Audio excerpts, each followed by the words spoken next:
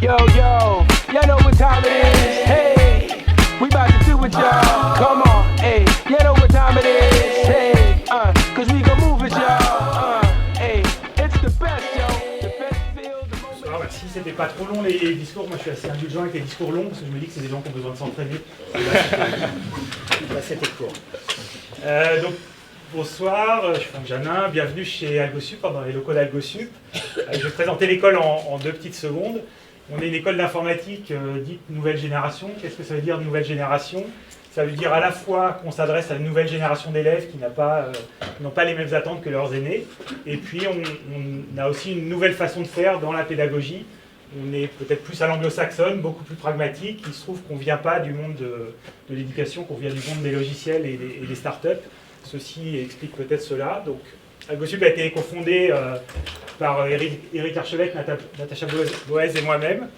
Et donc, on propose à des bacheliers de venir étudier pendant 5 ans chez nous pour former des grands professionnels de la tech. Alors, la tech, ça veut dire quoi? Ça veut dire le logiciel. On fait du développement logiciel et personnel parce qu'on considère que les savoir-être, les soft skills dans notre jargon, c'est peut-être plus important que les connaissances techniques et que c'est ça qui fera la différence en entreprise.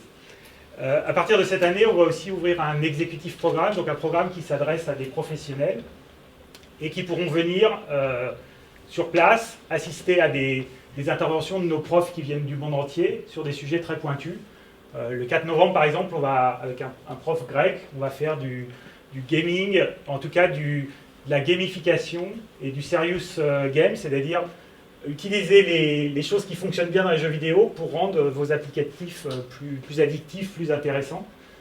Donc voilà, c'est le type de choses qu'on va proposer. Alors malheureusement, c'est tout en anglais, parce que nous, on fait tout en anglais. Donc ce soir, je vous propose qu'on ait une vision positive de l'IA générative en particulier. Donc on va voir le verre à moitié plein. Moi, avant, j'étais pessimiste, mais quand on est pessimiste, on se prépare au pire. Et en général, le pire n'arrive pas. Donc finalement, ça m'a rendu optimiste. Donc on va avoir cette approche plutôt, cette lecture plutôt optimiste de l'IA, même s'il y aurait beaucoup à dire sur certains risques ou certains travers. Et je vous propose de commencer par un petit match humain-machine. On va voir qui gagne. Alors, regardez bien cette photo, cette image, elle est importante. C'est la première image qui a gagné une compétition réputée, sérieuse, d'images générées par l'intelligence artificielle. Donc effectivement, cette image, elle est intéressante, intrigante, elle interpelle. Manque de peau, 3 mois plus tard, elle a été disqualifiée parce qu'en fait, c'est une vraie photo. Le photographe qui a soumis ça et souhaitait interpeller. Donc ça a marché. Donc c'est une vraie photo. Je me suis dit, tiens, qu'est-ce qu'aurait fait l'IA à sa place? Et donc j'ai demandé à ChatGPT de me décrire cette image, ou plus précisément de me créer on appelle un prompt, c'est-à-dire les instructions qui permettraient à une IA de recréer cette image. Il m'a fait un truc qui est finalement pas mal. Il a reconnu que c'était un flamant rose, il a vu qu'il y avait une plage, il a vu qu'il avait sa tête cachée dans les plumes, etc. Une description assez complète. Enfin, franchement, c'est pas mal. Il a vu pas mal de choses. Donc, on peut imaginer que ça va nous permettre de générer une image qui va ressembler pas mal à l'original. Ouais, alors, il y a de l'idée, hein, c'est moins... ça interpelle moins comme image. Enfin, on comprend la logique, les ingrédients sont là. Bon, c'est une image. Ok. Bon, je me suis dit, c'est peut-être que ChatGPT n'est pas très doué pour donner des instructions à ChatGPT. Je vais le faire moi-même. Donc j'ai préparé un prompt. Donc j'ai demandé une photo grand angle, parce que je trouve qu'on est plutôt loin du truc. D'un bébé flamant rose, alors j'aurais pu dire juvénile de flamant rose, mais ça aurait peut-être mieux marché, mais bon. De dos, et puis dont on ne voit pas du tout la tête, parce qu'elle est complètement cachée dans les plumes. Ça me paraissait la description la plus courte, la plus pertinente de l'image en question. Alors là, c'est plus de ChatGPT, j'ai essayé plusieurs outils, mais c'est pas... c'est pour ça que j'aurais peut-être pas dû dire bébé flamant rose, peut-être que juvénile de flamant rose, ça aurait mieux marché. Donc il y a des ingrédients, hein, il y a des trucs, mais bon, voilà. Donc sur ce coup-là, je vous propose qu'on donne 1 point aux humains et 0 aux machines. La créativité, c'est pas encore tout à fait leur truc. Ça progresse. Hein. De toute façon, tout ce que je vous dis là est sujet à être périmé très très vite. Hein. Mais à l'instant T, c'est pas tout à fait ça. Ensuite, alors, bon, je devais intervenir à la fête de l'UMA, finalement ça s'est pas fait, mais j'ai recyclé une partie de la présentation. Je me suis dit qu'il me fallait un sujet un peu compliqué pour tester l'IA. J'ai repensé à cette chanson de Renaud, Mon HLM. HLM, c'est habitation loyer modéré, ça devrait être ma HLM, mais bon, il n'est pas là pour faire de la grammaire. À un moment, il dit, le voisin que tout le monde appelle le communiste, mais ça lui plaît pas bien, il dit qu'il est trotskiste. Ensuite, il enchaîne par « j'ai jamais bien compris la différence profonde ». Il pourrait m'expliquer, mais ça prendrait des plombes. Donc on n'a pas des plombes ce soir, mais est-ce que quelqu'un veut se lancer dans une définition comparée du communisme et du trotskisme? Là-bas, non. Ça vient, non? Bon, on va demander à ChatGPT. Hein. Peux-tu expliquer la différence entre communisme et trotskisme?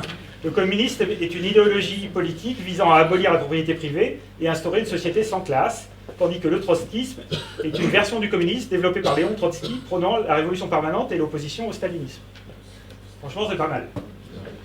Enfin, en tant qu'humain, si j'avais dû arriver à ça, en partant de zéro ou pas très loin, il aurait fallu que je lise pas mal de trucs. À minima, j'aurais lu Wikipédia sur le communisme et puis Wikipédia sur le trotskisme. Et puis après, j'aurais essayé de chercher les points communs, les différences. Enfin, franchement, côté connaissance, je crois qu'on peut donner des points à la machine. Enfin, côté érudition, on ne peut pas lutter. Hein. ChatGPT, il a tout lu, il a presque tout retenu. Donc voilà, sur du travail comme ça, de synthèse de documents, de rédaction, de trucs, franchement, ça marche bien.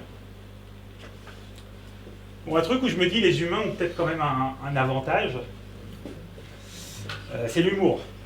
Parce que bon, l'humour, c'est quand même très culturel, ça déclenche des émotions. Hein. La machine et les émotions, c'est pas encore tout à fait ça. Donc j'ai demandé à ChatGPT de m'inventer des blagues. Ouais, je vous ai pris la moins pire, pas mis une dizaine. Voilà. Donc la blague de ChatGPT, donc peux-tu m'inventer une blague complètement inédite, hein, parce qu'évidemment, il en a déjà lu des blagues, mais je veux pas qu'il me ressorte une blague qu'il a lue quelque part. Donc bien sûr, voici une blague inédite pour toi. Pourquoi les poissons n'utilisent jamais les réseaux sociaux? Parce qu'ils ont peur de se faire hameçonner. Phishing, machin. Bon, voilà, c'est la moins pire. Il y en avait qui étaient totalement incompréhensibles, il y en avait qui étaient... Alors, il y en avait une que j'aimais bien, c'était pourquoi est-ce que les plongeurs sous-marins sautent toujours en arrière? Parce que sinon ils tomberaient dans le bateau. Le gars qui écrit les blagues chez Carambar a peut-être des soucis à se faire.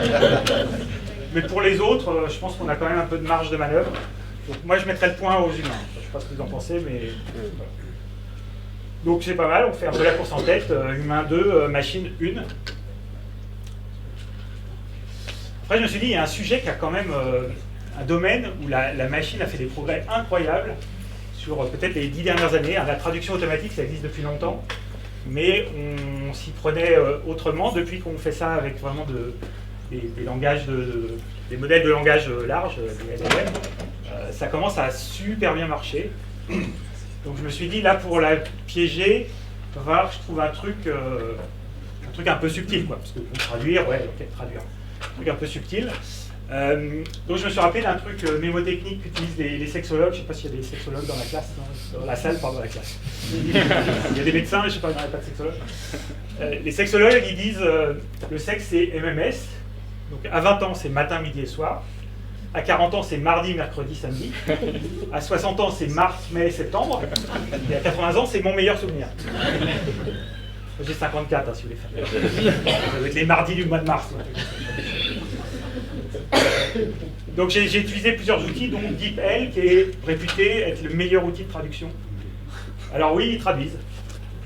Mais ils font tête baissée, ils ne reconnaissent pas l'acronyme, ils n'ont pas compris la subtilité. Traduisent. Donc ils font un truc qui est une traduction littérale. Donc voilà. Donc c'est pas exactement ça qu'on espérait. On espérait qu'il aurait trouvé l'astuce. Alors peut-être que ça marche pas en anglais, mais peut-être qu'on aurait pu trouver d'autres mots qui marchaient. Bon. Alors on va quand même mettre un point partout parce que franchement, des textes simples, ça marche hyper bien, ça fait gagner un temps fou, voilà. Mais des textes subtils, bah, vaut mieux qu'un humain jette un œil. Alors, il y a un truc aussi que moi je trouve intéressant, c'est la consommation énergétique des IA. Parce que nous, on a des millions d'années d'évolution, et finalement, on a un cerveau qui est hyper efficace. Enfin, pas tout le monde, mais globalement. Un cerveau, ça fait 20 watts, à peu près, quoi. Un cerveau, ça fait 20 watts. J'ai essayé de savoir combien consommer. Donc, les watts, c'est une unité de puissance, hein. Si on veut une quantité d'énergie, il faut parler de wattheure. Donc, 1 wattheure, c'est 1 watt pendant 1 heure. Okay. Donc j'ai essayé de savoir, c'est pas très facile à estimer, j'ai essayé de savoir combien consommait, enfin, quelle était la quantité d'énergie nécessaire pour exécuter une requête ChatGPT. En moyenne, c'est à peu près 400 wattheures. Okay. Donc le cerveau 20 watts, 400 wattheures, il faut utiliser son cerveau pendant 20 heures pour avoir consommé l'énergie d'une requête ChatGPT. Donc sans aucun doute, en tant qu'humain, on est infiniment plus efficace que la machine. Et là, on parle que de la restitution, on parle que de la requête qui est exécutée. On a totalement éludé la partie entraînement des données, qui est hyper longue, hyper compliquée, qui se fait sur des quantités de données phénoménales, et donc qui consomme une énergie phénoménale. Là-dessus, on a des millions d'années d'évolution pour nous. On a une biologie qui est très efficace. Il se trouve que nous, on est analogique, c'est-à-dire on traite des quantités. La machine, elle traite des 0 et des 1. Et donc, elle sait pas, enfin, pour représenter des quantités, elle est obligée d'empiler plein de 0 et de 1. Alors, voilà, peut-être que la technologie va évoluer, qu'on fera des ordinateurs analogiques, hein, ça a déjà existé. Mais aujourd'hui, en termes d'efficacité énergétique, franchement, il n'y a pas photo. Donc, je donne le point à l'humain. Voilà la fin de notre petit match. C'est bien, on est quand même un petit peu en tête, mais il y a l'IA qui est pas loin derrière. Donc je voudrais conclure avec une blague qui est un peu éculée, mais si vous la connaissez déjà, vous pouvez rire quand même. C'est la blague des 2 touristes qui sont perdus dans la savane. Leur véhicule a tombé en panne. Ils se baladent et puis la nuit tombe et là ils commencent à entendre les lions rugir. Donc ils s'inquiètent un peu. Et à un moment, il y en a un qui prend son sac à dos, qui sort ses chaussures de sport et qui enfile ses chaussures de sport. Et l'autre, il lui dit, mais t'es complètement idiot, hein, tu vas jamais courir plus vite que le lion. Non, non, mais je vais courir plus vite que toi. Merci, c'est gentil. Donc, voilà, l'IA, c'est pas l'IA contre les humains. On ne courra jamais aussi vite que l'IA. Par contre, un humain qui utilise l'IA, il va courir beaucoup plus vite qu'un humain qui n'utilise pas l'IA. Donc, la conclusion de tout ça, c'est que vous ne pouvez pas ignorer ce sujet-là, vous êtes obligé de vous y intéresser. Et alors ça tombe bien parce qu'on a 3 invités qui s'y sont intéressés. Et on va pouvoir passer à la partie table ronde où vous allez voir 3 expériences complètement différentes autour de l'IA.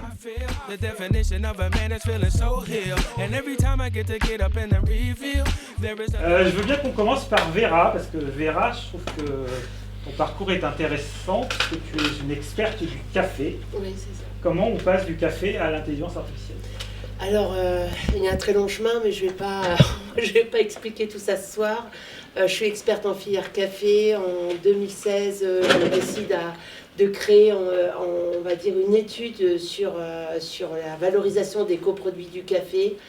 Très vite, en 2019, 3 ans plus tard et 2800 pages plus tard, des scientifiques entendent parler de mon étude. En 2 semaines, je réunis AgroParisTech, Centrale Sup, l'UTC de Compiègne, l'Université de Reims-Champagne-Ardennes. On monte un consortium, on fait le plus grand projet jamais réalisé sur la valorisation des coproduits du café. Moi, j'ai un job, ça marche bien, je suis tranquille dans ma vie et je pense que en fait, je participe à une étude scientifique et que ça va s'arrêter là. Fin 2021, ils me disent, Vera, on a tout ce qu'il faut pour que tu crées ta start-up. Le mot start-up est totalement étranger à ma vie. Pour moi, c'est des gens sur un skateboard de la Silicon Valley, voilà, avec un baby-foot, etc.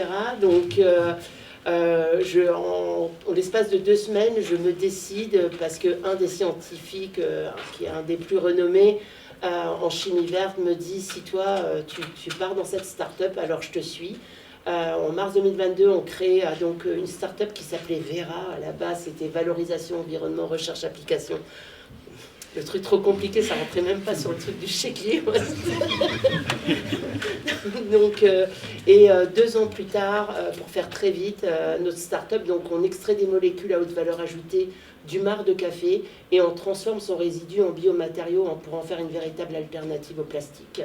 Et comment l'IA est arrivée? Eh bien très vite, en fait, quand l'IA a commencé à pointer son nez, je suis quelqu'un de très curieuse et j'ai commencé à discuter avec ChatGPT.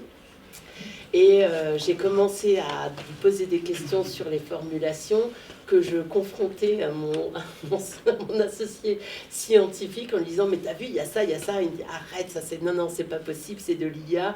Et pourtant, au fur et à mesure, on commençait à se confronter à une certaine réalité que ce que j'allais chercher avec, on va dire une différenciation puisque je ne suis pas scientifique. Donc j'allais chercher des points et des mots-clés que lui n'utilisait pas forcément dans la chimie verte. Et très vite, l'IA, en fait, apportait des informations qui nous étaient utiles et que l'on intégrait, autant sur la chimie qu'ensuite que sur les biomatériaux. Beaucoup plus sur les biomatériaux, parce que la chimie verte, c'est quand même relativement assez cadré, mais sur les matériaux, très vite, on a apporté des réponses relativement très importantes, puisqu'on est en pleine scalabilité là, dans notre entreprise. Et bien en fait, l'IA, chaque jour, en fait, m'apporte une nouvelle information. C'est-à-dire que en fait, cette information, on ne va pas la prendre et on va l'appliquer. On va la confronter à ce que l'on sait déjà et elle va nous permettre en fait à avancer beaucoup plus rapidement. Voilà, c'est comme ça que l'IA... Et là, on parle de ChatGPT, donc une IA complètement généraliste, qui n'est absolument pas experte en café ou en chimie moléculaire ou quoi que ce soit. Et encore moins en... et malgré tout, ça produit des résultats ça produit des résultats intéressants. Voilà, tout à fait. Hervé, je crois que toi aussi, tu as une approche un peu empirique de l'IA, c'est-à-dire que tu as d'abord commencé à t'intéresser aux outils pour voir ce que ça pouvait faire pour toi. Est-ce que tu veux nous raconter un peu le cheminement? Ce qui est rigolo, c'est que moi j'ai créé un réseau de restaurateurs. Aujourd'hui, Bar Resto, ça regroupe 250 établissements de restauration, donc qui consomment du café et produisent du marc. Bon, ça s'arrêtera là, hein, comparaison. On en parlera après. On en parlera après. Moi, je n'ai absolument pas un esprit scientifique, mais pragmatique. Et à la base, j'ai un problème, c'est que j'ai de l'intuition d'une certaine manière pour créer des choses, mais j'ai énormément de mal à transcrire, à le mettre en mots. Donc, je m'intéresse aussi à plein de technologies, tout ça. Donc, la première, c'était de regarder. Dès que ChatGPT était accessible, je me suis créé un compte, j'ai commencé effectivement là aussi à échanger. En parallèle, dans le réseau, on a développé notre propre RP. Parce qu'on a créé un métier. Donc en créant un métier, le problème c'est qu'il n'y a pas d'outils. Donc tout de suite, là on est sur un modèle classique, hein, on collecte les données d'achat pour nos adhérents par de l'EDI, car rien d'une technologie révolutionnaire, mais on se retrouve avec une quantité déjà impressionnante, 250 adhérents, 20 factures par jour ou 30 factures par jour de livraison multipliées par le nombre de semaines, et ça commence à faire énorme. Donc c'était comment, avec cette donnée, on pouvait en faire quelque chose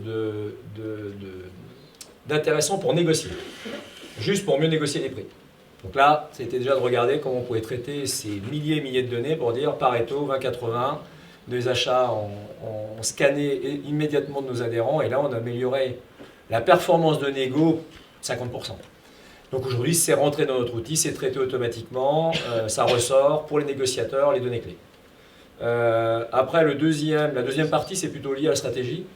Donc, poser la stratégie sur quelques années, elle était dans la tête, échanger, et plus l'équipe a grandi, plus la difficulté, c'est de dire comment, à 5, 6, 7, ça va, à 10, 12, comment ça allait moins bien, et au-delà de 20, c'est juste pas possible.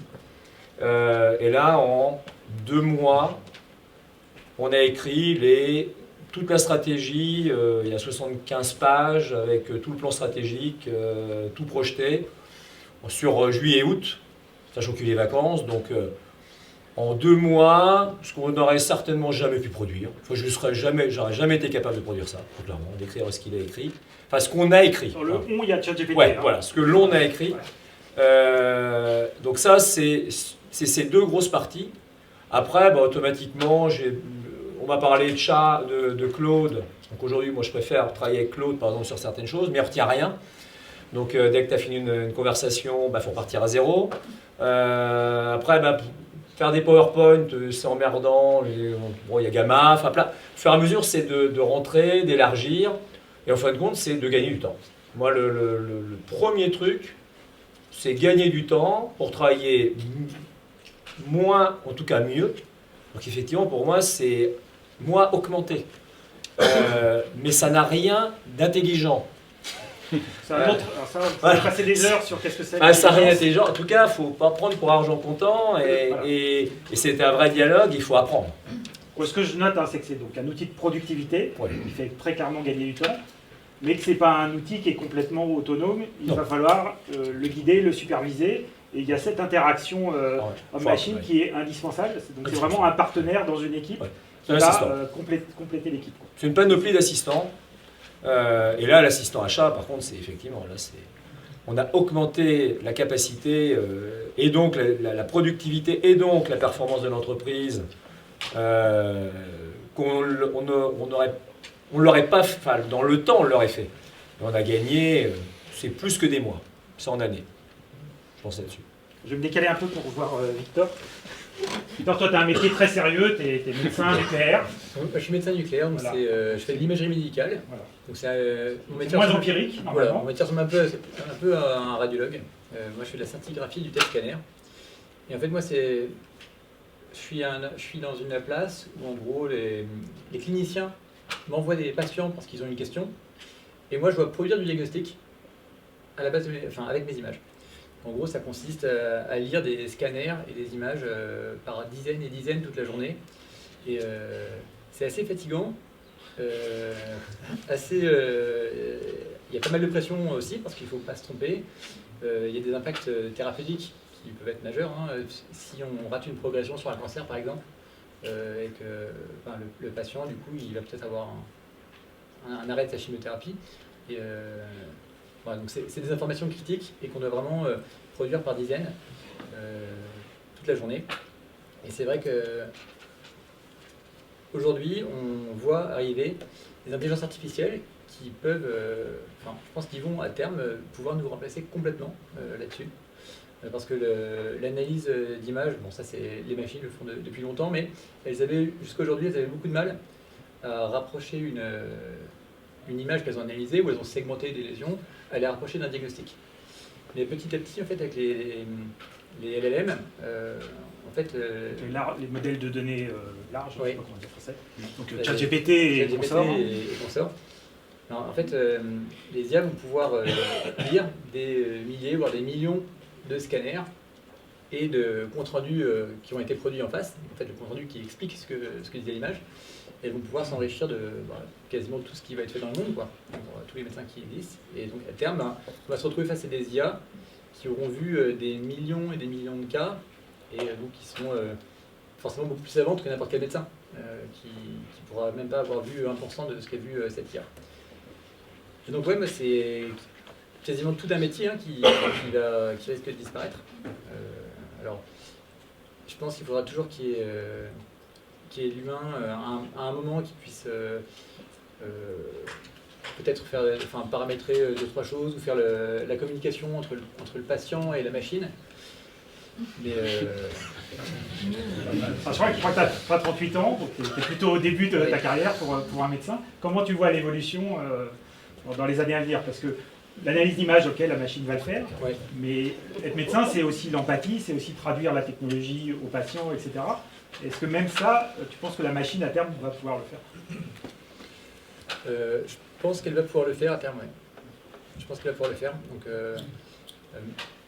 moi, ma place, elle est assez confortable pour faire ce constat parce que vu que je suis en même temps chef de l'entreprise, c'est moi qui gère le personnel, c'est moi qui gère les contrats, c'est moi qui gère les machines. Donc à la limite, si je fais plus d'imagerie, il me reste l'entreprise et puis je continue mon activité, quoi. Et c'est vrai que pour des médecins qui ne seraient pas dans la situation et qui, eux, ne vivraient que de ce diagnostic, c'est vrai que le constat peut être un peu plus inquiétant, quoi. Alors, si tu avais 18 ans, que tu venais d'avoir ton bac, est-ce que tu ferais des études de médecine ou... Je pense pas. Je pense que j'essaierais peut-être de partir sur une carrière plus transversale. Et comment tu vois les études de médecine évoluer? Parce que finalement, il faudra toujours des médecins, mais peut-être qu'on n'attendra pas des médecins la même chose qu'aujourd'hui. Je pense aussi que les médecins vont rester, mais qu'ils seront des choses plus transversales que ce que je fais aujourd'hui, où on livre utilise vraiment des dizaines de scanners. En fait, lire des scanners, c'est pas un domaine où l'humain excelle, quoi. Clairement, une machine va pouvoir faire beaucoup mieux. Mais, par contre, je pense que les spécialités médicales, peut-être un peu plus sociales, peut-être un petit peu plus holistiques sur l'approche du patient, elles seront plus difficiles à remplacer. Donc, effectivement, ce qu'il faut comprendre, c'est que les machines apprennent à partir de montagnes de données pour lesquelles on connaît déjà la réponse. Hein. Donc là, c'est en gros des radios et puis des comptes rendus. Donc ça, on a ces données-là, on peut entraîner les machines. Là où on n'a pas encore suffisamment de données, c'est sur les émotions humaines et la façon dont un humain réagit à quelque chose. Mais il n'y a pas de raison intrinsèque à ce qu'on ne puisse pas entraîner des machines sur ça aussi, Ouais, bien sûr. à supposer qu'on ait suffisamment de données. Donc si on commence à collecter ce type de données, et à travers la robotique, c'est sûr qu'on va avoir plus d'informations de cette nature-là.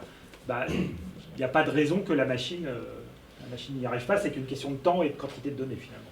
C'est vrai que paradoxalement, dans ma spécialité, les manipulateurs radio, qui sont les gens qui accueillent les patients, qui vont le placer sur la machine et qui vont lancer le scanner et vérifier que tout se passe bien, en fait, ils seront beaucoup plus difficiles à remplacer que les médecins. De la même façon qu'aujourd'hui, un coiffeur, il n'est pas menacé par ChatGPT, Voilà, c'est ça. parce qu'en robotique, il n'y a pas encore de motricité fine. Et puis si on doit mettre des robots, on mettra des robots pour des postes chers. Enfin, on va peut-être remplacer les dentistes avant de remplacer les coiffeurs. Mais voilà, c'est une question économique en fait, c'est combien ça coûte. La machine, elle va rapidement coûter moins cher qu'un humain.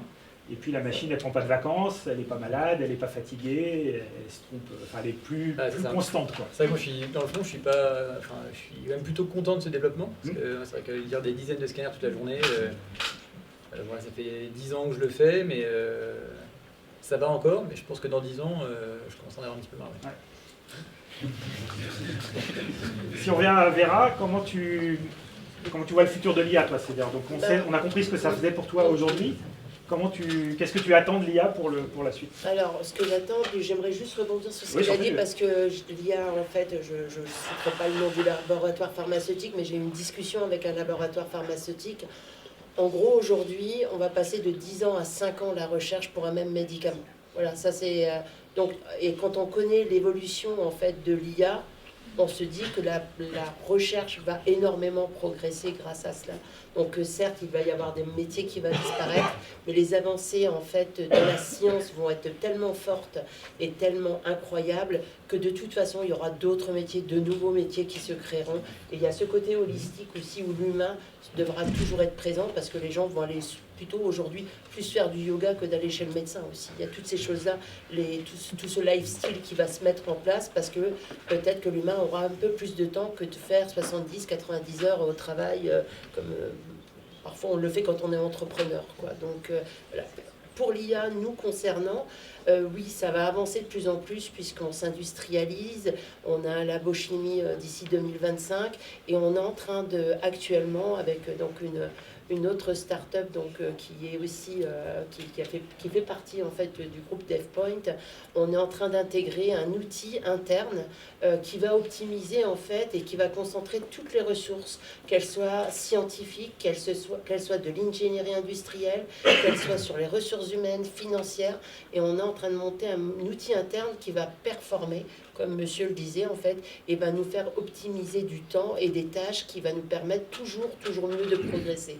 Et le temps que on va se permettre à avoir, va nous permettre à avancer en fait sur l'entreprise. Donc grâce à l'IA, il y a une véritable optimisation, et sachant que nous pour le moment on est très petits, hein, c'est-à-dire qu'on utilise vraiment ça de manière ponctuelle, mais maintenant on le voit, j'étais encore en réunion hier avec DevPoint, il y a un squelette qui est en train de se monter, et cette IA, lorsqu'ils ont déployé un peu ce que j'avais dans le cerveau, c'était assez incroyable de se dire, tout ça je suis en train de le penser, mais maintenant ça va rentrer dans des cases et l'IA va optimiser tout ça, et c'est hyper important parce que lorsqu'une personne va rentrer dans le labo et qu'elle a tout de suite, au lieu d'aller chercher Jean-Charles pour faire visiter où se trouve la verrerie, où se trouve la zone ATEX ou le CO2 supercritique, eh bien l'IA va en fait lui permettre, grâce à un écran, de dire ok, là ça se trouve là, là ça se trouve là, c'est ici, faites attention parce qu'à partir de ce moment-là, il y a plus de gaz ici, il faut faire, voilà, il y a plein de trucs, et tout ça, ce sont des données Excel qu'on devrait mettre à quelque part et que quelqu'un devrait travailler continuellement dessus. Ça, c'est une partie.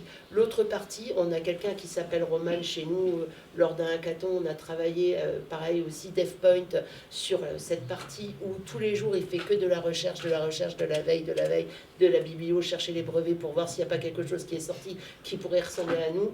C'est-à-dire que moi, je ne pourrais pas le faire, je me suiciderais tellement c'est chronophage. Ce matin, on a installé l'outil, il m'a appelé ce soir, il m'a dit, mais ma vie, elle va totalement changer. C'est-à-dire qu'il va être beaucoup plus confortable en fait dans ses recherches, dans l'optimisation de ses recherches, parce qu'il ne va pas avoir besoin de lire en fait toutes ces pages, il va avoir des mots-clés, l'IA va lui indiquer ce qui est le plus pertinent pour lui, et en fait il va accélérer comme ça, et nous, ça va nous permettre vraiment d'être dans le bon timing et de se dire, ok, maintenant on peut déposer, on peut faire ci, on peut faire ça. Voilà. Là, si je comprends bien, c'est une veille documentaire permanente. Et Permanente, l'IA oui. va tout lire et vous résumer, vous extraire ce qui est pertinent. C'est exactement ça, avec un automatisme tous les jours à 4h30 du matin dans le monde entier, sans exception. Donc encore une fois, un outil de productivité, Ouais, c'est pas quelque chose qu'on ne pourrait pas faire à la main, c'est juste que ça prendrait un temps. Ah ben on peut, c'est pareil. En fait, je pense qu'on peut même pas imaginer maintenant combien de mois, voire d'années qu'il faudrait. En fait, c'est ça qui est totalement incroyable, quoi. Hervé, toi, comment tu vois la progression des choses, alors dans ton métier ou ailleurs? Enfin, c'est quoi tes souhaits qui ne sont pas encore réalisés par l'IA, mais que tu penses possibles, empiriquement, par ta pratique, quoi. Alors, il y a des choses qui commencent déjà, qui étaient imaginaires il y a quelques mois et qui ne le sont plus. Je travaillais cet après-midi là-dessus. On est en train de mettre en place ce qu'on appelle un Kobo. Alors, la mise en place de ce Kobo... Un Kobo, c'est un robot qui cohabite avec des humains. Voilà. On a un réseau de restaurateurs. On a des gens sur le terrain qui s'appellent des délégués réseau. C'est-à-dire qu'ils vont recruter des restaurateurs, les intègrent dans le réseau et sont là pour détecter les problèmes. C'est-à-dire à un moment, les problèmes, alors il y a le visuel et puis il faut creuser. Quelle est la cause racine? Avec des gens qui sont dans leurs exploitations, qui n'ont pas de temps ni rien, donc c'est hyper complexe. C'est un métier hyper complexe. Donc là, le Kobo, c'est de dire comment est-ce que l'IA peut nous aider dans l'accompagnement de nos actuels délégués réseau et nous aider à en recruter d'autres et accélérer leur formation. Donc ça a été oui, c'est possible, parce que c'est des rencontres qui font que. Et c'est là que ça nous a lancé de se dire, mais pour que ça soit possible, il faut tout écrire en fin de compte. C'est-à-dire, il va falloir dire comment on arrive, votre proposition de valeur, elle est liée à quoi, quelles questions il faut poser. C'est ce qui fait qu'on a réécrit toute la boîte. C'est-à-dire qu'on s'est aperçu que la boîte n'était pas écrite, donc on écrit toute la boîte. Et on remet tout dans le bon ordre. Et là, on a eu un premier essai avec des questions, et c'est assez impressionnant, 4-5 questions de découverte, et déjà les préconisations que ça peut donner à notre futur adhérent, pour des problématiques détectées, de concepts, de ressources humaines. Donc là, on commence à toucher un truc de se dire, mais l'accélération d'intégration de gens peut-être pas formés, qui ont juste des bons soft skills, ça restera toujours pareil, et tout ce que ça peut engendrer derrière. C'est pratiquement difficile à projeter tellement, effectivement, ça va vite. Moi, j'ai juste une correction, c'est que chef d'entreprise qui ne va pas s'intéresser à regarder, mais il peut se réveiller dans 6 mois, il va se dire, mais qu'est-ce qui s'est passé? Où est ma boîte? Où sont les autres? Parce que c'est assez exponentiel. Et on a eu une discussion sur le côté exponentiel, où là, on est là pour le positif, on va parler, mais qu'il faut... Voilà. L'accélération s'accélère. Voilà. Moi, j'ai un exemple sur les métiers qui ont disparu, un métier qui a disparu en 3 mois, traducteur pour le doublage. En fait, traducteur pour le doublage, c'est très compliqué, parce qu'il faut trouver des mots qui correspondent au même mouvement des lèvres, et qui sont dans une autre langue et qui ont le même sens.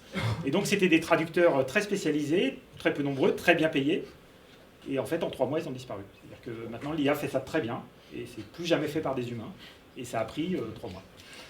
Et donc, il y a plein de métiers comme ça, où finalement, jusqu'à ce qu'il se passe quelque chose, tout va bien, et puis quand ça va basculer très rapidement. Alors, on a dit qu'on faisait une conférence positive, hein, donc effectivement, ça va générer des nouveaux métiers, il y a des métiers qui vont se transformer, ça va nous générer du temps libre aussi, hein. Enfin, clairement, on va travailler de moins en moins. Il y a John Kane, donc le grand économiste, économie keynésienne, enfin, tous les dirigeants du monde auront utilisé ces théories pendant des années. Il a dit dans les années 30, en 1930, qu'en 2030, on travaillerait 3 heures par jour. Finalement, soit il s'est complètement planté, soit il a complètement raison, et entre 2024 et 2030, il va y avoir une accélération, et ce n'est pas inenvisageable qu'on travaille 3 heures par jour en 2030. Ça pose tout un tas d'autres questions Franck, sociétales, etc. Aussi, ce qui est possible, c'est que tu as 1% de la population qui bosse 80 heures par semaine et puis le reste qui bosse plus, quoi. Oui, parce qu'il y a qui est plus ou moins le cas. Enfin, c'est-à-dire qu'il y a déjà des grosses disparités. En plus qu'aujourd'hui, quoi. Ouais. Bah, de toute façon, oui, ça risque d'accentuer les écarts, enfin, d'aggraver les différences d'un pays à l'autre aussi. Enfin, il y a de la géopolitique dans l'IA. C'est-à-dire que l'Europe, on n'est pas très bien situé, puisque notre spécialité, c'est de faire des lois et d'interdire.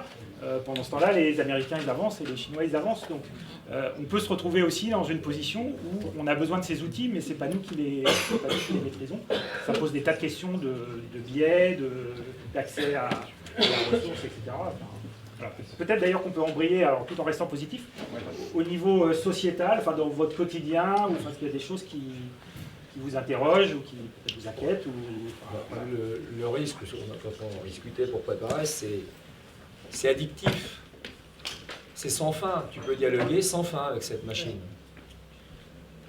Il y aura toujours. Alors après, c'est sans fin et il faut savoir s'arrêter parce qu'après il divague. Enfin, ça.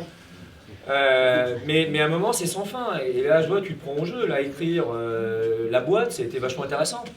Avant, bah, tu dis, je vais m'y remettre. J'ai retravaillé le soir parce que je faisais plus depuis longtemps. Super, on va aller au bout et machin, et tu rajustes. Donc cette problématique-là, donc le sans fin addictif, et on parlait de ressources, c'est épuisant. C'est-à-dire que c'est des heures épuisantes. Parce que ça met tellement à contribution. Bah, c'est 20 watts, hein, donc il faut faire avec les 20 watts. Hein. Voilà. Donc, et c'est du choc dans l'entreprise. Enfin, moi, j'ai demandé à tous les membres du COIR qu'on se mette tous à niveau dans les abonnements et qu'ils utilisent régulièrement. On travaille pour être à peu près à même niveau. Je citerai 2 trucs. Enfin, avec peu de fierté, un des collaborateurs est devenu papa. Je lui ai sorti un message, je l'ai fait pleurer. Enfin, malheureusement, je l'ai fait pleurer. Non, c'est Claude qui l'a fait pleurer. Bon, généralement c'est sympa parce que j'ai plutôt marqué un point. Maintenant, j'étais à peine fier quand même de dire. Mais bon, je lui ai dit, je vais pas refaire comme tout le monde, sympa, machin, la pite va. Donc j'ai dit, il faut essayer de mettre un truc dans un contexte. On avait fait un événement auquel il a été parti. Il a tout croisé parce que j'ai dit dans cet événement-là. Il a fait un machin. Bon, voilà. Donc, où on va, comment, effectivement, ressources, où ça s'arrête dans ce jeu du toujours plus, encore plus vite.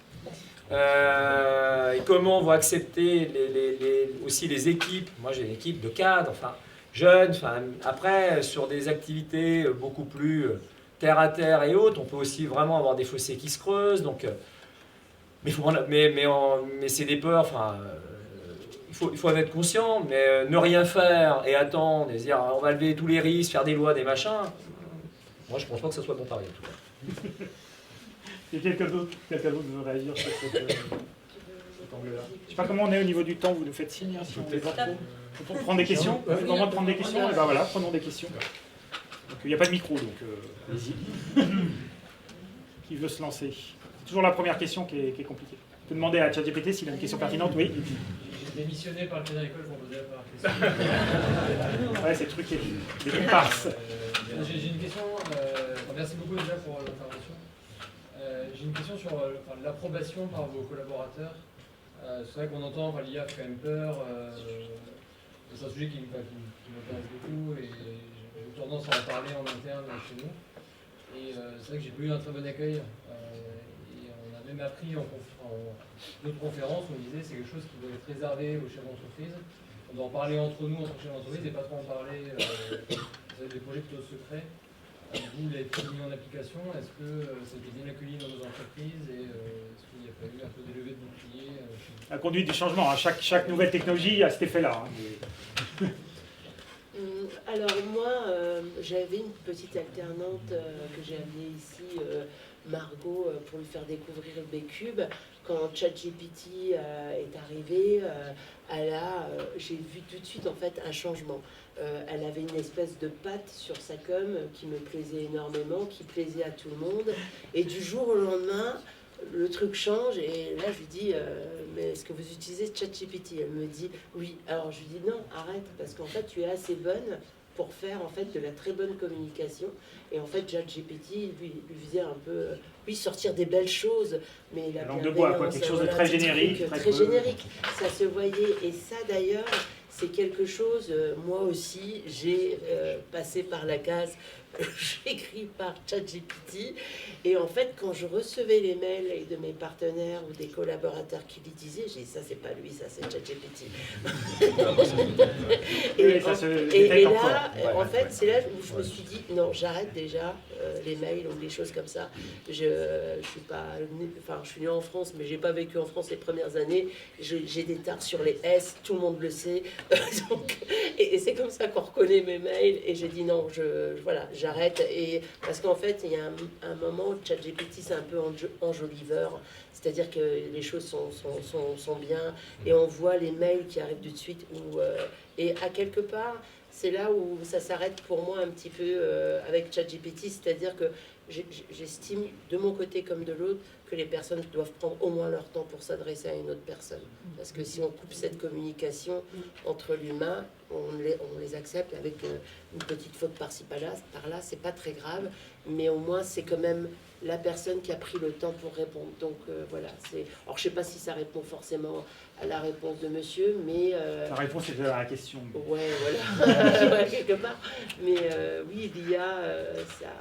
En tout cas, mon équipe ne l'utilise pas, elle, tous les jours. Il y a un risque, ce que j'entends, c'est qu'il y a un risque d'homogénéisation. Ouais. C'est un peu comme la mondialisation où on mange McDo à l'autre bout du monde. C'est ça. L'IA, ça risque de produire des textes qui sont tout le temps les mêmes et pareil pour tout le monde. Il n'y a plus de style, il n'y a plus de...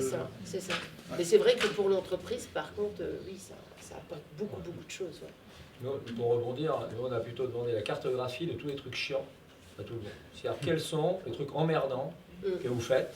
On l'a cartographie, on est en train de regarder. Analyser les images. Et se dire, si déjà on enlève les irritants, les trucs chiants à faire, déjà l'acceptation est complètement différente. Pour après, libérestant, nous, en com, en l'occurrence, j'ai eu une discussion avec notre responsable com, on envoie une news tous les vendredis et on dit, ça doit servir à nos adhérents, c'est du flash. C'est les quelques mots, et là ils étaient en train de dériver, ils me faisaient trop de contenu. J'ai dit, arrêtez ça, utilisez là pour le coup l'IA, pour qu'on n'y passe pas, vous passez maintenant une demi-journée pour un truc qui doit être lu en 30 secondes. Je dis, c'est pas bon, il faut reconstruire à l'envers. Donc je pense qu'il faut en parler. Si on fait un tabou, c'est pas bon parce que ça ne fait qu'aiguiser les peurs. Mais l'avantage, c'est qu'on est tous sur le même pied d'égalité. Et petites entreprises, comme les très grosses, et l'avantage, c'est qu'au contraire, on peut être beaucoup plus agile que les grosses. Donc, il faut s'acclimater, je pense. Et ça, pas tirer des conclusions trop vite, des peurs trop vite, des trucs trop vite. Chaque entreprise a aussi ses propres besoins. Donc, ne pas résister, parce que c'est inévitable. Donc, ça ne sert à rien de lutter. C'est inéluctable. J'ai l'impression qu'en médecine, il y a beaucoup de médecins qui mettent des œillères et qui espèrent que ça sera un peu comme pour les avions de ligne, et que malgré que tout se fait par l'ordinateur, on force quand même à mettre un pilote qui est là officiellement pour tenir la barre. Je pense qu'ils espèrent qu'en fait il faudra quand même garder un médecin qui sera là pour signer même s'il n'a rien fait. Mais, je pense qu'il y a un peu cet espoir qui continue. Oui, qui va, dans certaines mesures, ça va être vérifié, puisqu'il y a de l'inertie dans le système. Voilà. Il y a un problème de... L'IA ne rend pas de compte. Enfin, c'est pas auditable, c'est une boîte noire, on ne sait pas ce qui se passe. Donc, qui est responsable? Donc, à un moment, il faut un humain dans la chaîne, ne serait-ce que pour endosser la responsabilité. Peut-être que le médecin, il supervisera 10 IA et il faudra 10 fois moins de médecins, mais il y aura probablement quelqu'un qui fera le boulot des contrôleurs aériens le jour où il n'y aura plus de pilotes dans les avions. Est-ce qu'on a une autre question? Oui. Pardon, là-haut. Vous l'avez tous dit, l'IA s'enrichit perpétuellement. Est-ce que vous n'avez pas peur que le cerveau humain régresse? Moi, je m'imagine, il y a 10 ou 15 ans à l'école, les devoirs de sciences... Moi, j'ai l'inverse aussi. Totalement l'inverse. Non, totalement l'inverse. Ouais. En tout cas, plutôt l'inverse. Plutôt l'inverse aussi pour moi. c'est compliqué et ça dépend comment on aborde le sujet. C'est-à-dire que, est-ce que la calculatrice, ça vous dispense de savoir compter, faire du calcul mental? Oui. Bah, ça dépend. Bah, voilà. Donc si on se sert de l'IA comme une béquille, on risque de désapprendre des choses et de plus être capable de faire des choses qu'on savait faire avant. Mais peut-être qu'à côté de ça, on va savoir mieux faire des choses qu'on maîtrisait pas bien avant. C'est très compliqué à mesurer ce genre de choses. Enfin, on a tendance à dire, oui, les jeunes maintenant, ils savent plus rien faire, machin, tout ça. Enfin, Ça faire des choses qu'on ne savait pas faire. voilà, l'intelligence, c'est l'adaptation à son environnement. Donc finalement, si on sait faire des choses qui nous sont utiles, mais oui, il y a ce risque-là. Hein. Enfin, Mais c'est comme ne travailler que sur un ordinateur ou prendre des notes par écrit. Bah, oui. Ouais, c'est un choix personnel. Moi, mes notes en réunion, je les prends par écrit à l'ancienne. Mais au moins, tous les jours, tout ce que je fais dans ma journée, c'est encore à l'écrit. Pourtant, j'ai tout le temps l'ordinateur avec moi, mais c'est un choix, en fait. Parce Et que- on ne mémorise pas pareil quand on écrit que quand Exactement, on tape. On exactement. ne mémorise pas pareil quand on lit sur une tablette ou quand on lit un livre en papier. Voilà. Voilà, le cerveau humain est fait de telle façon qu'il y a des choses qui sont encore... Voilà. Et je pense que j'ai appris ces derniers mois beaucoup plus de choses par l'IA que je n'en ai appris dans toute ma vie. Et pourtant, Dieu sait que j'en ai bouffé des bouquins. Bon. Mais voilà, donc je pense que l'IA, il ne faut pas en avoir peur, il faut vivre avec. De toute façon, comme le disait monsieur, soit on va vivre avec et on va l'apprivoiser, et parce que ceux qui ne vont pas le faire, malheureusement, ils vont se retrouver déconnectés en fait du monde, malheureusement, quoi. Alors c'est un choix après, hein. Les gens, c'est comme Internet, hein.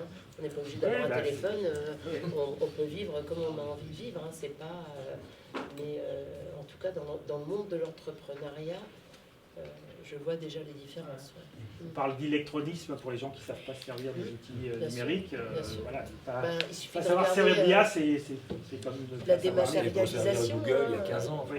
Qui aurait cru que tout serait dématérialisé. Aujourd'hui, les gens qui ont 70, 80 ans, pour aller chercher Déclarer leurs des impôts, ils n'ont pas de choix. c'est difficile pour eux. Donc c'est souvent les petits-enfants, les enfants. Voilà. Il y a peut-être un truc, mais juste, on n'est pas sur une question, mais pour vous partager. Hein. La qualité de la donnée fait pour beaucoup. Donc on a toujours tendance à se dire l'IA va corriger tout ce qu'on laisse de côté, on fait de la donnée pourrie, enfin, on n'est pas vigilant dans nos structures de base articles et autres. L'IA ne fera pas le miracle. Hein. Si la donnée est pas bonne, pas structurée, que vous n'avez pas construit des outils déjà, c'est pas, il n'y a pas de magie. Hein. Voilà. C'est pas de- Ça, j'ai eu une discussion il n'y a pas longtemps avec quelqu'un, il me dit voilà, j'ai pourtant mis. C'est vu ce que tu as mis dedans, c'est pas étonnant non plus que ça ressorte un gros caca à la sortie. Hein. C'est pas magicien. Mais si on parle beaucoup de données, c'est un point important. La structuration de la donnée, quand même, à la base, c'est une grosse différence. La structuration, la quantité, Ouais. et puis les biais qui peuvent être introduits dans les données. J'avais une question. Oui. Oui, bonsoir messieurs, dames. C'est passionnant ce que vous dites et en même temps, vous êtes tous les trois complémentaires. Vous êtes tous les trois complémentaires dans le sens où on note qu'aujourd'hui, et de tout temps, nous avons toujours eu tous peur de ce qui allait se passer après, en ayant différents outils à notre disposition. Monsieur Janin, vous avez parlé tout à l'heure du fait que parfois, et dans un avenir très proche, dans certains types de transports en commun, vous avez parlé de l'avion, il se pourrait qu'il n'y ait pas de pilote. Donc mon intervention, je vais essayer de faire aussi court que ce que vous aviez fait tout à l'heure. Je me présente, donc je suis Pierre Doucet, je suis patron d'agence de voyage.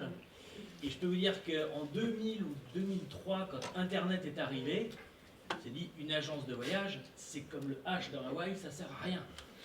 Sauf que petit à petit, il y a eu, et c'est là où vous êtes justement complémentaires, et j'ai beaucoup aimé votre intervention, Victor, sur le fait qu'il va y avoir une le fait que certains métiers vont devenir transversaux. Décloisonnés. Ouais. Exactement. C'est-à-dire qu'il y a quelques années, pour reprendre ce dont je vous parle, donc de tourisme, on avait besoin de nous pour acheter un billet de train. Aujourd'hui, le billet de train, vous le prenez sur votre téléphone. En revanche, et c'est ce que Hervé disait tout à l'heure, ou même vous, maintenant du fait que nous puissions prendre le billet de train sur le téléphone, du fait que nous ayons la possibilité donc de nous déplacer, nous allons avoir d'autres besoins qui vont naître. Et c'est là où, dans notre métier, il y a de nouveaux besoins qui sont arrivés.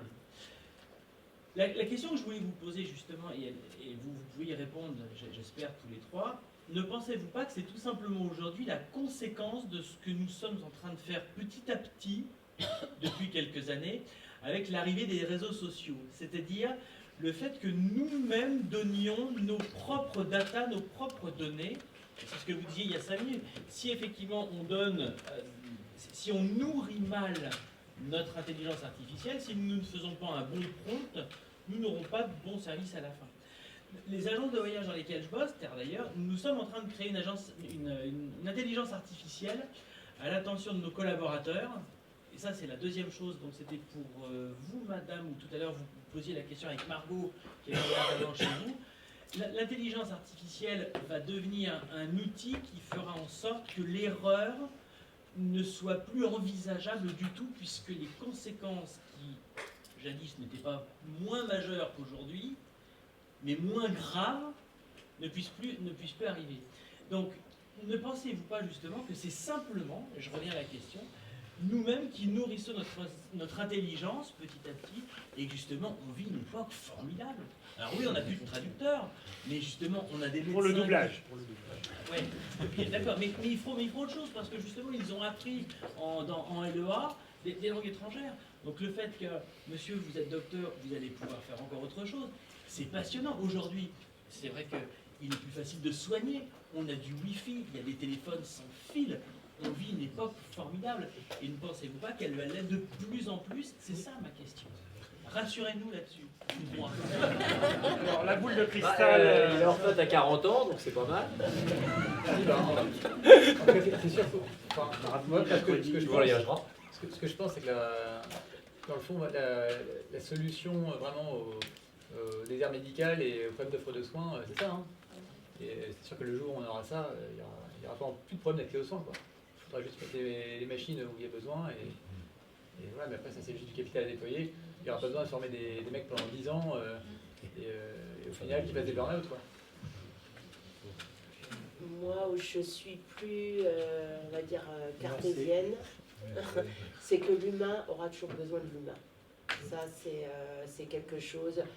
Moi, je fais partie... Alors, c'est assez bizarre parce que je suis très visionnaire, je vais faire des trucs incroyables, mais je vais en agence de voyage chercher mon billet d'avion. Voilà, donc je ne prends pas par internet parce que j'aime bien l'agence de voyage où je vais, parce qu'elle m'a toujours bien conseillé, parce que j'ai jamais été déçue.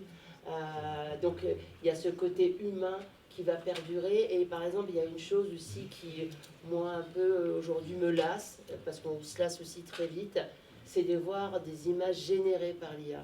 Alors qu'une image qui va être générée par quelqu'un qui aura pris le temps de la faire via des outils, c'est totalement différent. On reconnaît tout de suite une image d'IA parfois, parce qu'elle est tellement parfaite, en fait, qu'on recherche presque un petit peu le défaut pour pouvoir vraiment trouver de la véracité. Et je pense que ça, l'humain le nourrit de manière naturelle et le conservera, quoi. Alors, oui, je pense qu'on vit une époque formidable. J'ai une théorie là-dessus.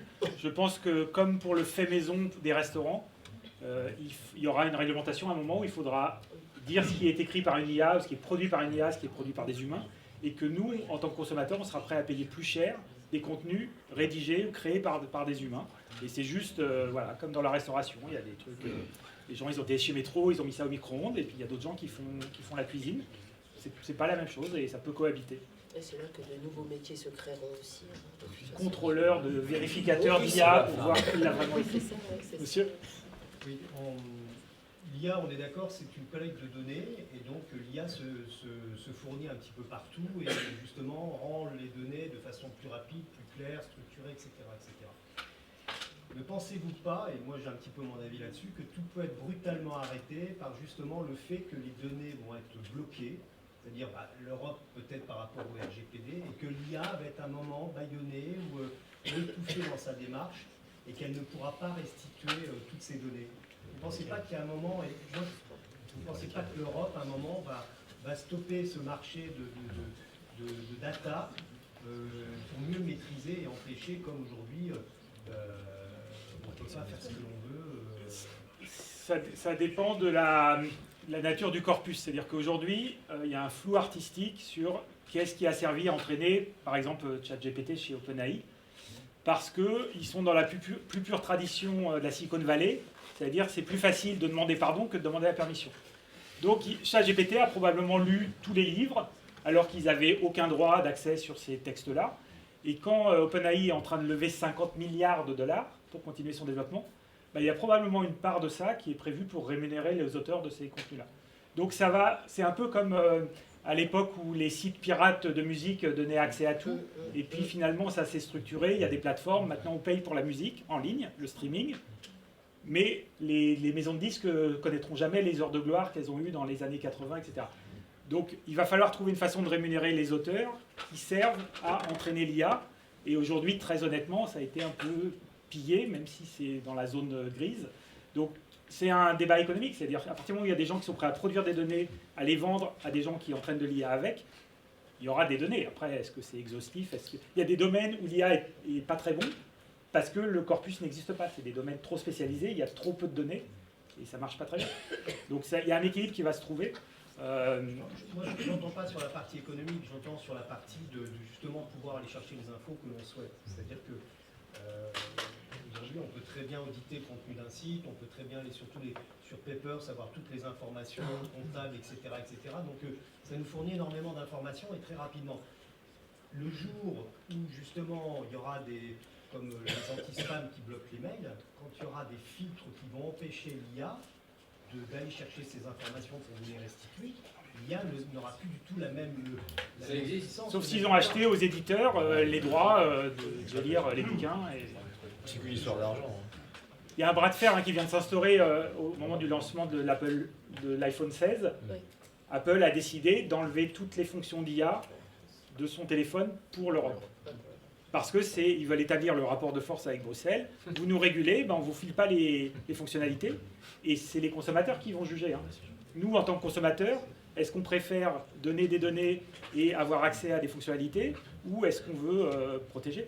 Et normalement, la Commission européenne ne fera que exaucer le souhait des, je ne sais pas combien, 220 millions d'habitants en Europe. Enfin, voilà, mais ça va être un rapport de force. Et le rapport de force, il n'est pas... Google est en train de développer un outil qui va justement identifier que tous les contenus SEO des sites qui ont été générés par l'IA soient sanctionnés. C'est-à-dire qu'il y a déjà des outils qui sont en train de contre-attaquer les IA. Mais c'est le fait maison dont je vous parlais tout à l'heure. C'est-à-dire qu'un contenu écrit par des humains a plus de valeur. Et il faudra le reconnaître.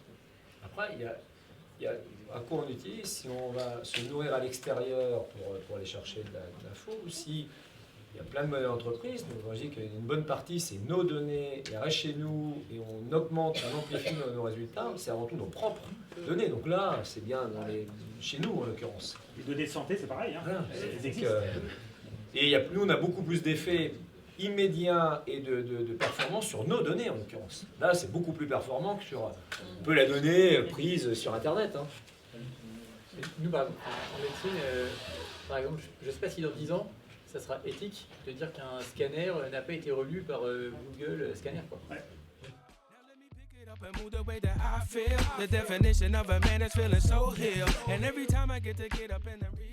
Je suis ravi d'être avec vous ce soir et je vais essayer de vous donner quelques chiffres et quelques informations sur ce que fait aujourd'hui concrètement la Caisse régionale Centre-Loire sur ces territoires. Alors vous le savez certainement, mais évidemment l'innovation c'est au cœur de nos préoccupations et nous avons déjà depuis quelques années mis en place un écosystème autour de l'innovation sur nos 3 départements.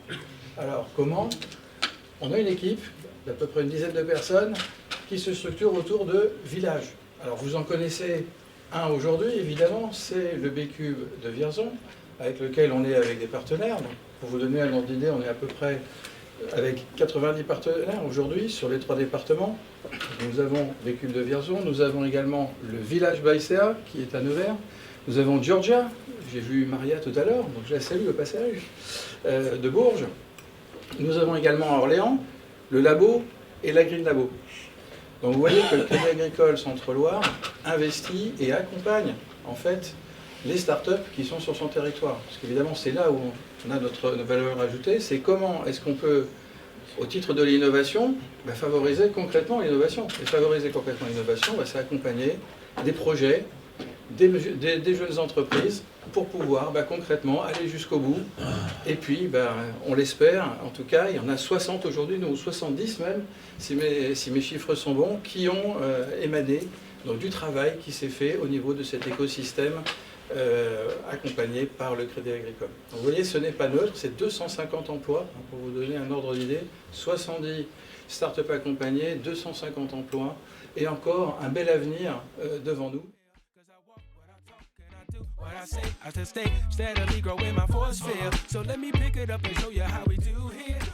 Bonsoir à toutes et à tous. On va faire court, parce qu'une réunion qui est réussie, c'est aussi une réunion qui garde du rythme. Donc je ne vais pas vous mettre en retard.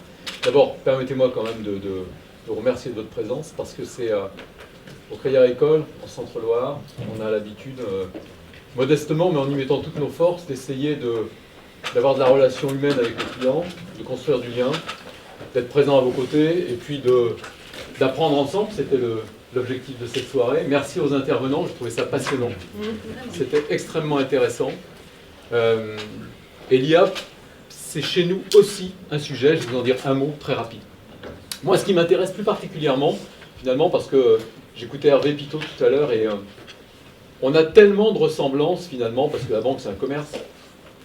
Et notre travail à nous, c'est de faire en sorte de faire le pari que durablement, la relation humaine avec nos clients fera la différence. Et ce qui m'intéresse particulièrement dans ce cadre-là, c'est de voir tout ce qui, ces dernières années, a percuté, finalement, la relation avec nos clients. Il y a une dizaine d'années, j'étais à Crédit Agricole SA, et j'ai allé frapper à la porte du directeur général de Crédit Agricole SA, une quinzaine d'années, c'était en 2010, pour lui dire, écoute, j'ai une idée. Je voudrais créer une application mobile de gestion de budget. On regardait, disant, c'est quoi ce rêve? C'est quoi cette idée? Et puis, à force d'aller frapper à la porte, j'ai fini par grignoter quelques sous.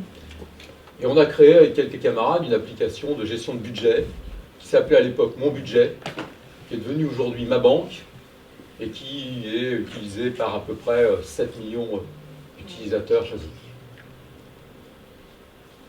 Qui, aujourd'hui, pourrait se dire qu'il va consommer la banque sans avoir une application mobile? Je rappellerai quand même qu'il y a des banques comme Revolut aujourd'hui qui pèsent 21 milliards en capitalisation boursière et dont finalement la relation avec ses clients ne porte que sur l'application mobile. L'application mobile, dans la relation avec nos clients, c'est devenu la clé de contact. Voilà. Il y a 10 ans, un petit peu plus, personne n'imaginait que la relation à nos clients se transformait avec une telle vitesse. Ça, c'était pour l'anecdote. Et puis l'intelligence artificielle, aujourd'hui, on y est. Ça va super vite. Et puis j'écoutais tout à l'heure avec un peu de gourmandise et je souriais parce que quand on se promène aujourd'hui et qu'on va à la rencontre de nos 2200 collaborateurs, finalement, aujourd'hui, l'intelligence artificielle, c'est un espèce de mélange harmonieux entre une envie d'attendre ça goulûment. C'est assez proche du fantasme, en fait, de l'enthousiasme. Et puis, c'est aussi un espèce de mélange d'appréhension. Sur le thème, mais à quelle sauce on va être bouffé? Que vont devenir nos métiers? C'est ça la réalité de l'instant. Et puis, quand j'écoutais tout à l'heure Hervé Pitot, il a mis quelque chose sur la table qui est notre préoccupation à nous, au Crédit Agricole, c'est de gagner du temps. Notre sujet, c'est de gagner du temps.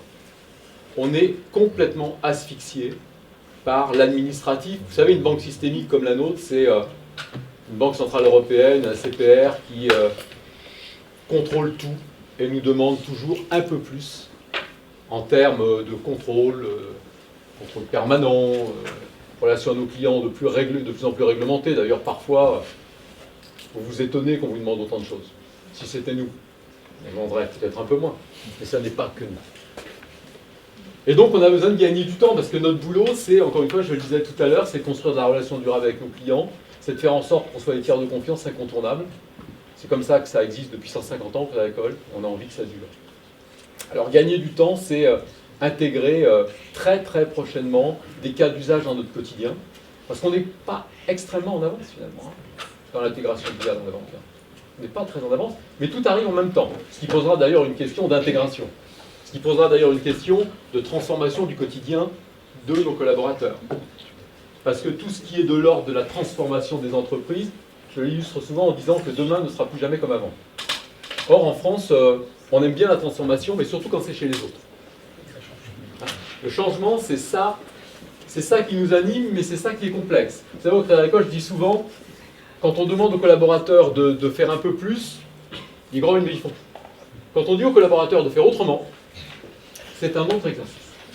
Donc l'IA arrive, et on va, encore une fois, j'ai promis de ne pas être trop long, donc je ne vais pas être trop long, on va intégrer quelques cas d'usage qui pour nous vont être des bouffées d'oxygène incroyables. Premier cas d'usage, c'est la gestion des mails.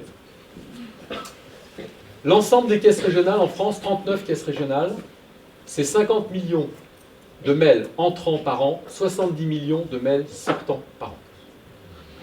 Alors l'exercice de la relation client, dans la relation client est exceptionnel. C'est-à-dire que comme les clients sont habitués à l'immédiateté, c'est une réalité en 2024, on a des clients qui nous envoient des mails à 9h10 et qui à 9h20 nous appellent pour savoir si on a reçu le mail. On empile un peu les couches quand même. Donc on a un vrai sujet de gestion de nos mails.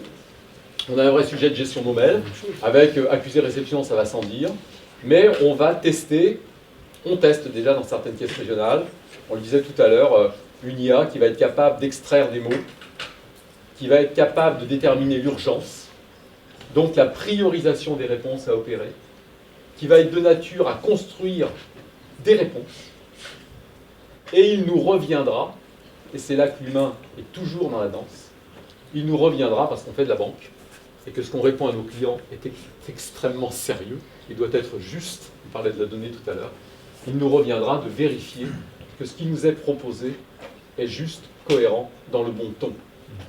Mais ça va quand même beaucoup plus vite de relire un mail et de le corriger que de l'écrire. Ça, c'est le premier exemple. Le deuxième exemple que nous avons testé très rapidement, c'est finalement l'étude des dossiers de financement.